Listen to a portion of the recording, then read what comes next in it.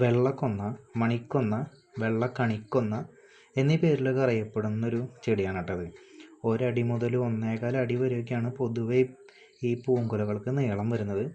അതുപോലെ നല്ല വെള്ള നിറത്തിൽ ഉള്ള പൂക്കൾ ഇതേപോലെ ഫുള്ളായിട്ട് വിരിഞ്ഞ് നിൽക്കും. നല്ല ഭംഗിയാണ് കാണാനായിട്ട്, പ്രത്യേകിച്ച് രാത്രിയിൽ കാണാനായിട്ട്. പിന്നെ ഇതിൻ്റെ ഇലകൾക്കാണെന്നുണ്ടെങ്കിലും നല്ല ഇരുണ്ട പച്ച നിറത്തിൽ തിളങ്ങുന്ന ഇലകളാണ്, അതും നല്ല ഭംഗിയാണ്. പൂമ്പാറ്റകളൊക്കെ പാറിപ്പറന്ന് നടക്കാറുണ്ട് ഇതിൻ്റെ ചുറ്റുമൊക്കെ.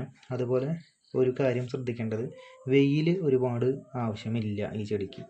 ഒരുപാട് വെയിൽ കൊണ്ടു കഴിഞ്ഞ് കഴിഞ്ഞാൽ ഇതിൻ്റെ ഇലകൾ പൊള്ളി പോകാനായിട്ടുള്ളൊരു സാധ്യതയുണ്ട്.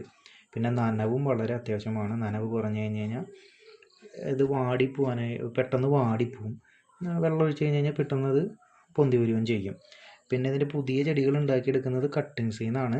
അതല്ലാന്നുണ്ടെങ്കിൽ വേരിൽ നിന്ന് പുതിയ തൈകൾ പൊട്ടിമുളച്ച് വരാറുണ്ട്. അപ്പോൾ അത് മാറ്റി നട്ടിട്ടും പുതിയ ചെടികൾ ഉണ്ടാക്കാം.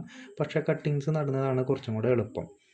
അതുപോലെ ഒരു തവണ പൂക്കൾ ഉണ്ടായി കഴിഞ്ഞ് കഴിഞ്ഞാൽ ഒന്ന് പ്രൂൺ ചെയ്ത് കൊടുക്കുക. പ്രൂൺ ചെയ്ത് കൊടുത്തു കഴിഞ്ഞ് കഴിഞ്ഞാൽ പുതിയ ശാഖകൾ വരാനും കൂടുതൽ പൂക്കൾ ഉണ്ടാകാനും ഹെൽപ്പ് ചെയ്യും. അതുപോലെ NPK വളം കട്ടിങ് കഴിഞ്ഞ് കഴിഞ്ഞാൽ NPK വളമൊക്കെ ഇട്ട് കൊടുക്കുക. അല്ലെങ്കിൽ മാസത്തിലൊരു 2-3 തവണ ഇട്ട് കൊടുക്കുന്നതും നല്ലതാണ്. അപ്പോൾ ചെടിയുടെ ഹെൽത്തിനായാലും കൂടുതൽ പൂക്കൾ ഉണ്ടാവാനും ഒക്കെ നല്ലതാണ്. പിന്നെ നല്ല ഹെൽത്തി പ്ലാന്റ്സുകളും അവൈലബിൾ ആണ് കേട്ടോ നമ്മുടെ കയ്യിൽ.